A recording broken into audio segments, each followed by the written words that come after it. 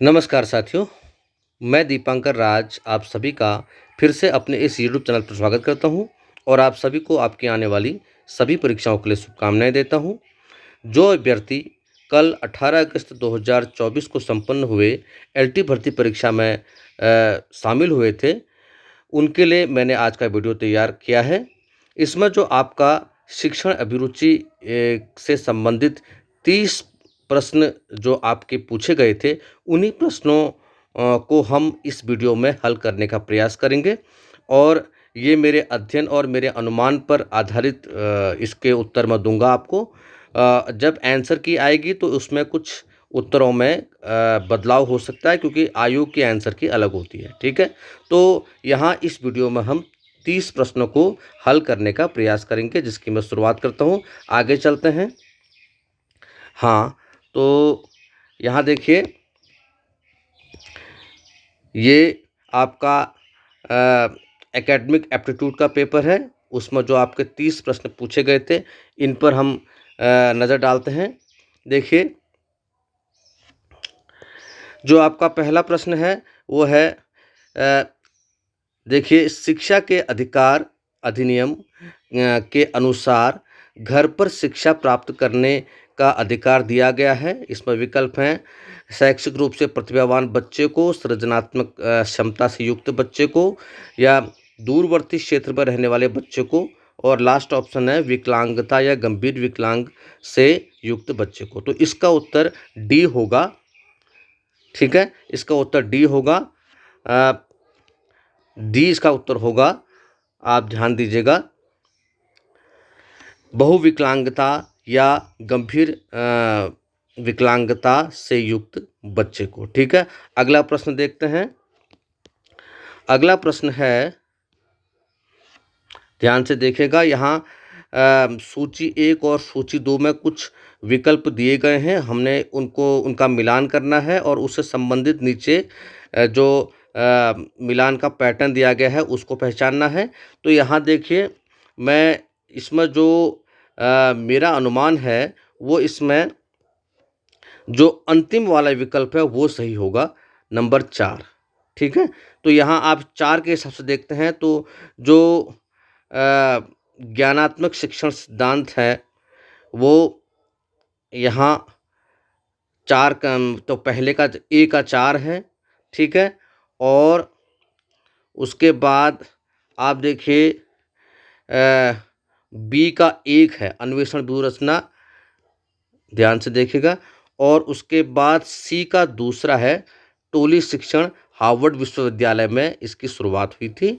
और जो डी का है वो डी का तीसरा है कंप्यूटर आधारित प्रतिमान, ये डैनियल डेविस का है। इसमें से जो 2 विकल्प हैं वो बिल्कुल कंफर्म है। टोली शिक्षण की शुरुआत हार्वर्ड विश्वविद्यालय में हुई थी और कंप्यूटर आधारित शिक्षण प्रतिमान ये डैनियल डेविस का है। और इसी के आधार पर मैंने अगले विकल्पों को भी रखा है। तो इस आधार पर अगर हम देखते हैं तो हमारा जो सबसे उपयुक्त विकल्प वो डी ही होता है, 4, 1, 2, 3, ठीक है। तो दूसरे प्रश्न का जो विकल्प होगा वो डी होगा। आगे चलते हैं। हाँ, जो तीसरा प्रश्न आपके सामने है, आर्थिक विकास के संदर्भ में निम्नलिखित में से शिक्षा क्या नहीं है? तो इसमें जो उत्तर है वो मौद्रिक निवेश नहीं है, ठीक है। शिक्षा मौद्रिक निवेश नहीं है, इसका आंसर बी होगा, ठीक। आगे चलते हैं। हाँ, अब देखते हैं हम चौथे प्रश्न में आ रहे हैं। चौथा प्रश्न, लिंग के विषय में निम्नलिखित कथनों पर कौन सा कथन असत्य है? ध्यान दीजिएगा, हम अक्सर प्रतियोगी परीक्षाओं में ये गलती करते हैं कि हम सत्य या असत्य को नहीं पढ़ते और सत्य के विकल्प पर निशान लगा के आ जाते हैं। तो लिंग एक सामाजिक संरचना है, ये सत्य है। लिंग एक जैविक संरचना है, सत्य है। और अ, लिंग एक चर है जो समय व संस्कृति के आधार पर बदलता रहता है, ये असत्य हो सकता है। अगला विकल्प है, पाक कला में बॉक्सिंग क्रियाकलापों का लिंग से घनिष्ठ संबंध है, चलो ये भी हम मान लेते हैं। तो लिंग जो बदलता रहता है वाली बात यहाँ पर बदलता नहीं है, तो इसका उत्तर सी ही होगा, ठीक है, क्योंकि असत्य कथन को छांटना है। आगे चलते हैं। हाँ, अगला प्रश्न देखिए, ये अनुभव शंकु प्रतिमान किससे संबंधित है? जो अनुभव शंकु प्रतिमान एडगर गेल द्वारा दिया गया था। ये बिल्कुल सही विकल्प है, इसमें कोई शक नहीं है। आगे चलते हैं। अगला प्रश्न है, निम्न में से कौन से कथन समाजवाद की विशेषता नहीं है? कौन सा कथन समाजवाद की विशेषता नहीं है? तो इसमें देखिए, समाजवाद व्यक्ति की पृथक सत्ता को नहीं मानता, सही है। समाजवाद व्यक्ति को समाज का एक अंग मानता है, सही है। समाजवाद पूंजीवाद का समर्थन करता है, ये गलत हो सकता है। और समाजवाद में प्रतियोगिता का महत्वपूर्ण स्थान है, तो ये भी मुझे सही नहीं लग रहा। तो इसका उत्तर ए। तो देखो यहाँ पर भी देखो क्या विशेषता नहीं है लिखा है, देखो यहाँ पर भी यही तो समस्या है, नहीं है लिखा है ना। तो इस नहीं के आधार पर अगर हम देखें तो इसका उत्तर एक तो पूंजीवाद का समर्थन करता है, सी नहीं है। और समाजवाद प्रतियोगिता का महत्वपूर्ण स्थान है, सी और डी इसका उत्तर होना चाहिए, जो कि विकल्प गलत माने जा सकते हैं। ठीक है, तो इस आधार पर इसका उत्तर सी और डी होना चाहिए, ये मेरा अनुमान है। ठीक है, आगे अगर आयोग की जब आंसर की आएगी तब हम देखेंगे। ठीक है, आगे चलते हैं। हाँ, आगे देखिए, अगला प्रश्न भारत की 22 सरकारी भाषाओं में से कौन सी एक शास्त्रीय भाषा के रूप में पहचानी जाती है? देखो, तो विकल्प जो इसमें दिए गए हैं, संस्कृत, उर्दू, हिंदी, ये संस्कृत, तमिल, कन्नड़ वगैरह ये सभी भाषाएं लगभग अगर आप उस 22 भाषाओं की लिस्ट देखेंगे तो उसमें शामिल हैं। ठीक है, और यहाँ अगर मैं एक विकल्प को छांट लूँ तो मैं तमिल को प्रायोरिटी दूंगा, तो मैं इसका विकल्प बी छांटता हूँ। ठीक है, क्योंकि तमिल को एक शास्त्रीय भाषा का दर्जा दिया गया है। वैसे ये इसके सारे ही विकल्प सही हो सकते हैं, क्योंकि 22 भाषाओं में सारी भाषाएं शामिल हैं अगर आप देखेंगे तो। ठीक है, आगे चलते हैं। हाँ, अगला प्रश्न है, निम्नलिखित में कौन सा आयाम गिलफोर्ड का त्रिविमीय मॉडल आयाम नहीं है? अगला प्रश्न देखते हैं, निम्नलिखित में से कौन सा आयाम गिलफोर्ड का त्रिविमीय मॉडल का आयाम नहीं है? तो इसका उत्तर होना चाहिए शाब्दिक। ठीक है, आगे चलते हैं। अगला प्रश्न है, सरकार द्वारा आश्रम विद्यालयों की स्थापना निम्नलिखित में से किस श्रेणी के बच्चों के शैक्षिक आवश्यकताओं की पूर्ति हेतु की गई है? देखिए, इसमें जो विकल्प दिए गए हैं उनमें से मुझे कोई भी ऑप्शन सही तो नहीं दिख रहा है, क्योंकि जो आश्रम पद्धति के विद्यालय हैं वो अधिकतर आर्थिक रूप से जो पिछड़े जो लोग हैं, आर्थिक रूप से जो पिछड़े बालक बालिका हैं, छात्र हैं, उनके लिए ये आश्रम पद्धति के विद्यालय खोले गए हैं। इसमें अनुसूचित जाति और जनजाति, अनुसूचित जाति, जनजाति, ग्रामीण जनसंख्या और सभी अल्पसंख्यकों के बच्चे सभी इसमें शामिल हो सकते हैं। तो इसका कोई एक विकल्प सही मुझे नहीं दिख रहा है। आगे जब आयोग की लिस्ट आएगी तो उसमें देखते हैं कि उन्होंने इसमें कौन सा विकल्प सही माना है, क्योंकि अगर आप नेट पे भी सर्च करेंगे या अध्ययन सामग्री में भी देखेंगे तो आश्रम विद्यालयों की जो आश्रम विद्यालय हैं, आश्रम विद्यालयों की स्थापना वो 1975 में हुई थी। 1975 में इसकी स्थापना की गई थी, और इसमें यही प्रावधान था कि आर्थिक रूप से जो पिछड़े हुए समाज के कमज़ोर वर्गों के जो बच्चे हैं वो आश्रम पद्धति के अंतर्गत उनको शिक्षा दी जाएगी। इसका किसी जाति या वर्ग से संबंध नहीं है। ठीक है, आगे चलते हैं। अगला प्रश्न देखते हैं। हाँ, एक अधिगम अक्षमता से युक्त विद्यार्थी आपकी कक्षा में निष्क्रिय है, आप क्या करेंगे? तो इसका उत्तर सी होगा, क्योंकि व्याख्यान को छोटे छोटे पदों में बांटकर पढ़ाने से व्याख्यान सरल हो सकता है और उसकी समझ में आ सकता है और बालक क्रियाशील हो सकता है। तो अपने व्याख्यान को छोटे छोटे पदों में विभाजित करके सरल बनाएंगे। ठीक है, आगे चलते हैं। हाँ, अगला प्रश्न देखते हैं। हाँ, अगला प्रश्न है, निम्नलिखित में से कौन से अनुदेशन के तरीके में अधिगम की धारण क्षमता सर्वाधिक होती है? तो अधिगम की धारण क्षमता उसमें सर्वाधिक होगी जिसमें हमारी जो सेंस ऑर्गन है, ज्ञानेंद्रियां अधिक से अधिक कार्य करेंगी और दिमाग को संकेत भेजेंगी। तो इसका उत्तर है दृश्य और श्रव्य। ठीक है, क्योंकि ये सिद्धांत होता है कि जिस वस्तु को हम देखते हैं, सुनते हैं, महसूस करते हैं, तो उसकी स्मृति हमारे मस्तिष्क में तीव्र होती है, अधिक होती है, तो उसकी धारण धारण क्षमता भी सर्वाधिक होगी। तो इसका विकल्प होगा दृश्य और श्रव्य। आगे चलते हैं। हाँ, 12वां प्रश्न है, यदि आप एक शिक्षक हैं तो आप जीन पियाजे के औपचारिक संक्रियात्मक अवस्था की प्रयुक्त कर किशोरावस्था के विद्यार्थियों की सहायता कैसे कर सकते हैं? तो किशोरावस्था की विद्यार्थियों की सहायता हम कैसे कर सकते हैं? पद परिस्थितियों को कंटस्ट करने के लिए उनका उत्साहवर्धन करके, या आगमनात्मक और निगमनात्मक तर्क के विद्यार्थियों को उत्साहवर्धन एवं प्रशिक्षण देकर, उपलब्ध परिस्थितियों के लिए क्रमिक संभावना को सृजित करने के लिए विद्यार्थियों की मदद करके, या स्वयं को विभिन्न परिस्थितियों में उजागर करके अत्यंत रुचिकर अनुभव के लिए विद्यार्थियों को उत्साहित करके। ठीक है, तो जो इसका विकल्प मैं अनुमान लगा रहा हूँ, जो पहला है वो कंठस्थ करने के लिए, तो कंठस्थ वाला तो इसका उत्तर नहीं हो सकता। तो इसका उत्तर हमारा दूसरा, तीसरा और चौथा हो सकता है। तो इसका उत्तर हमारा, देखो जो विकल्प दिए गए हैं यहाँ, उसमें से मैं पहला विकल्प इसमें मेरा अनुमान है कि पहला विकल्प सही होगा। ठीक है, आगे चलते हैं। अगला प्रश्न है, निम्नलिखित किताबों में से कौन सी किताब गिजुभाई बदेका ने लिखी है? तो इसका उत्तर द्विस्वप्न है।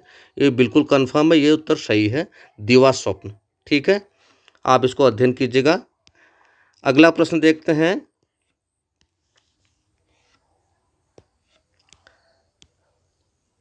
हाँ, ये महत्वपूर्ण प्रश्न है। तो इसका देखिए, यहाँ 2 सूचियाँ दी गई हैं और इन सूचियों को मिलाना है। देखिए, हम इसको देखते हैं इस प्रश्न को। देखिए, सूची 1 और सूची 2 को सम्मिलित करना है।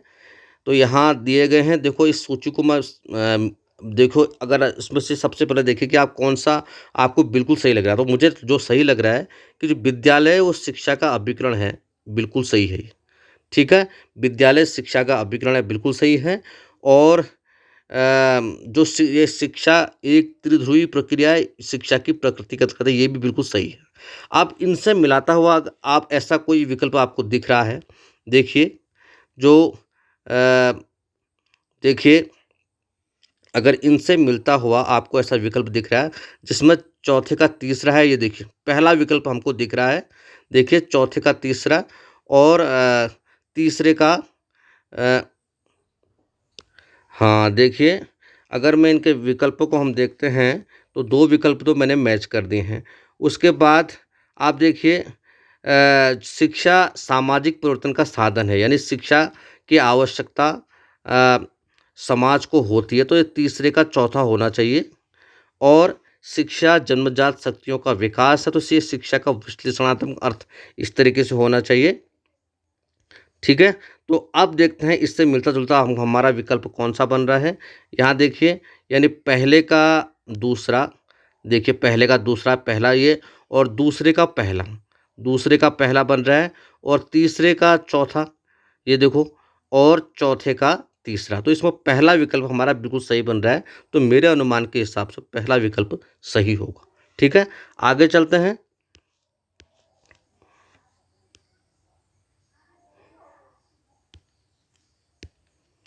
अगला प्रश्न देखिए। हाँ, प्रशस्त pre assessment holistic screening tool विद्यालयों के लिए छँटने का एक एंड्रॉयड मोबाइल ऐप है। तो इसका उत्तर है उत्तर डी, विकलांग व्यक्ति अधिनियम 2016 के अंतर्गत आने वाले विकलांग बच्चों के लिए। यह ऑप्शन सही है, आप इसमें नेट सर्च करके देख सकते हैं। हाँ, ये प्रश्न जो मैंने छाँटा था कि सर जॉन एडम्स कहा करते थे अ, शिक्षा दर्शन का गत्यात्मक पक्ष है, ये बिल्कुल सही है। ये इसका उत्तर ए है। कुछ लोगों ने शिक्षा और दर्शन एक ही सिक्के के 2 पहलू में लगाया है, ये नहीं है, ये रॉस का है। ठीक है? ये रॉस का है, आप ध्यान दीजिएगा। ठीक है? और इसका उत्तर यही सही होगा। ठीक है? आगे चलते हैं। अगला प्रश्न, हाँ, अगला प्रश्न देखिए, समावेशी शिक्षा का दर्शन विश्वास करता है ये उत्तर सी है। सभी बच्चों के साथ समान भाषा व आदर से व्यवहार करना चाहिए। आगे चलते हैं। हाँ, अगला प्रश्न, शैक्षिक नेतृत्व की आवश्यकता है, इसका उत्तर है शैक्षिक प्रशासन। ये मैं अभी-अभी पढ़ रहा हूँ, क्योंकि एमए एजुकेशन भी मेरा इंटरेस्ट रहा है, एमए एजुकेशन की शिक्षा भी मैंने ली है, तो इसका उत्तर शैक्षिक प्रशासन है। ठीक है, आगे चलते हैं।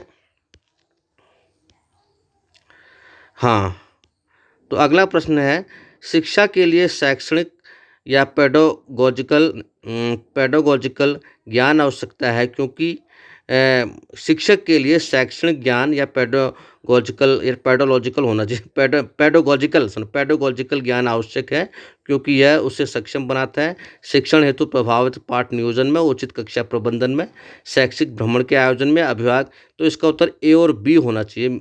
ठीक है, तो ए और बी, इसका उत्तर है ए और बी, क्योंकि ये वाले विकल्प सही है, पाठ नियोजन और कक्षा प्रबंधन। ठीक है, बाकी अगर ना भी हो तो चलेगा। हाँ, अगला प्रश्न देखिए।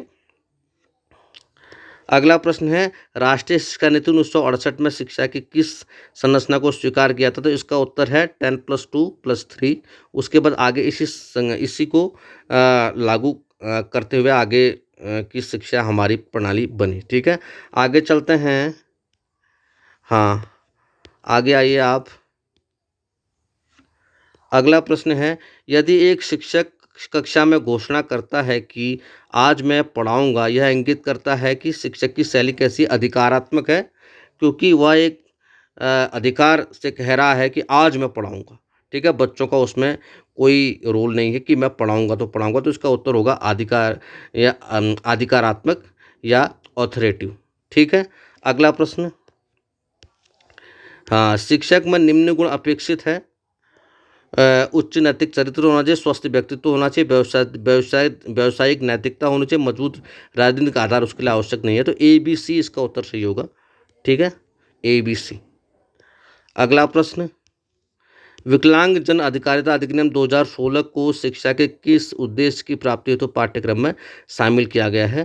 तो इसका उत्तर है विकलांग व्यक्तियों के अधिकारों और विषय में जागरूकता विकसित करने हेतु, या विकलांग व्यक्तियों के विचारों की को पहचान प्रदान की। तो इसका उत्तर सी हो सकता है, और सॉरी डी हो सकता है। सी भी इसका सही है, तो अभी मैं इसका डी कर रहा हूँ। सी और डी में से ये दोनों ही सही मुझे लग रहे हैं। आयोग की लिस्ट आएगी तो फिर हम देखेंगे, तो फिलहाल मैं इसको डी कर रहा हूँ। ठीक है, आगे चलते हैं। 24वां प्रश्न, जब सीखने की बालक की कोई प्रगति होती हुई नहीं दिखती है, तो इसे सीखने का पठार कहते हैं। इसका निम्न में से कौन सा प्रभावी कारण नहीं होता है? तो प्रभावी कारण इसमें नहीं होता है लिखा है, देखिए। ठीक है, नहीं, इस नहीं को देखिए, क्रिया संबंधी रुचि में कमी, या पठन सामग्री की कठिनाई स्तर में वृद्धि, सीखने के दौरान समयावकाश देना, या बालक की बुरी आदत। तो ये रुचि में कमी हो सकती है, कठिनाई का स्तर हो सकता है, बालक की बुरी आदतें हो सकती हैं। तो सीखने के दौरान समयावकाश देना ये नहीं हो सकता, तो इसका उत्तर सी सही होगा। ठीक है, आगे चलते हैं। हाँ, अगला है कि केंद्रीय शैक्षिक प्रौद्योगिकी संस्थान CIET के विशिष्ट उद्देश्य हैं। तो पहले तो देखिए, महाविद्यालय को तो आप हटा दीजिए, क्योंकि ये CIET जो है ये माध्यमिक श्रेणी के विद्यालयों से संबंधित है। तो व्यावसायिक एवं कौशल शिक्षा के लिए एक नोडल केंद्र के रूप में कार्य करना, ये सही हो सकता है। शैक्षिक तकनीकी के क्षेत्र में शिक्षकों को की क्षमताओं का निर्माण करना, और भारत में शैक्षिक तकनीकी नीतियों का आलोचनात्मक मूल्यांकन करना। ठीक है, पहले तो यहाँ शैक्षिक प्रौद्योगिकी लिखा है। ठीक है, तो ये शैक्षिक तकनीकी वाला तो सही होगा, सी और डी तो सही हो सकते हैं। ठीक है, आगे देखिए, यहाँ सी और डी या सी, हाँ सी और डी सही होगा, इसका उत्तर सी और डी। मेरा अनुमान है कि सी और डी उत्तर सही होगा। ठीक है, इसका सी और डी। आगे चलते हैं।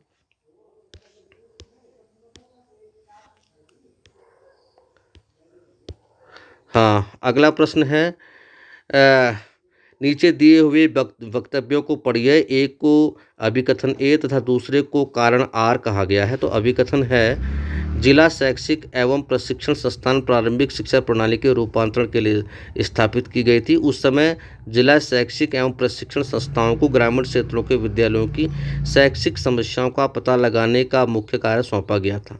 ये दोनों ही विकल्प सही हैं, ठीक है। तो इसका उत्तर पहला होगा और दूसरा उस पहले का स्पष्टीकरण भी करता है, तो इसका उत्तर ए सही होगा कि ए और आर दोनों सही हैं तथा आर एक का सही स्पष्टीकरण है।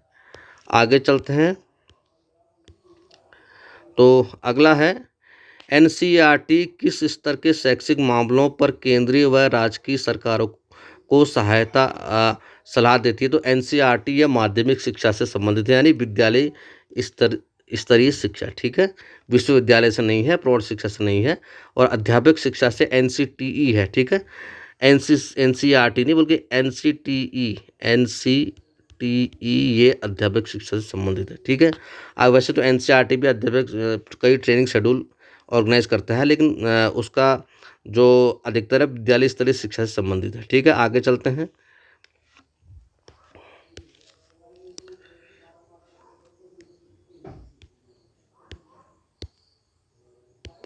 अगला प्रश्न है निम्न प्रयोगात्मक क्रम को ध्यान में रखते हुए सही विकल्प चुनिए। एक बालक बालिका अपने जूतों के फीते नहीं बांध सकती। पहला विकल्प।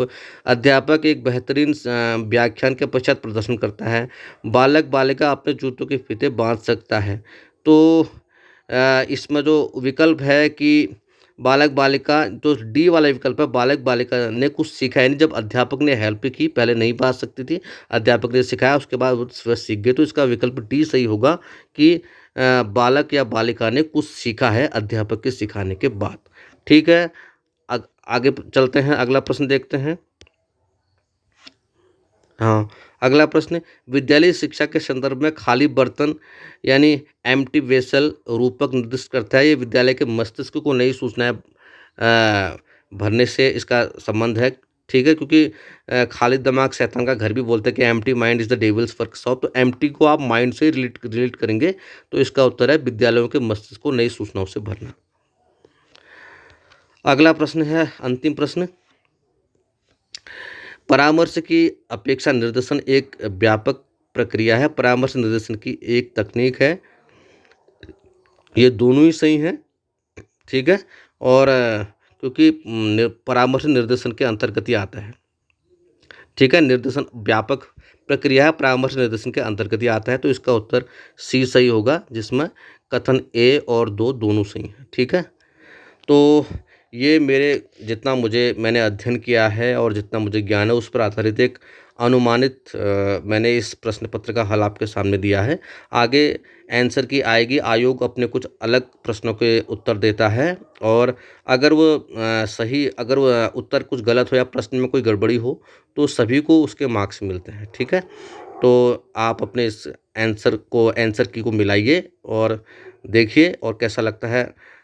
फिर उसके बाद आप इस वीडियो पे अपने लाइक कमेंट वगैरह कर सकते हैं। अगर आपको वीडियो अच्छा लगता है तो आप इसे लाइक कीजिए, शेयर कीजिए और मेरे चैनल को सब्सक्राइब कीजिए। बाकी की बातें हम नेक्स्ट वीडियो पे करते हैं। बहुत बहुत धन्यवाद आपका। नमस्कार।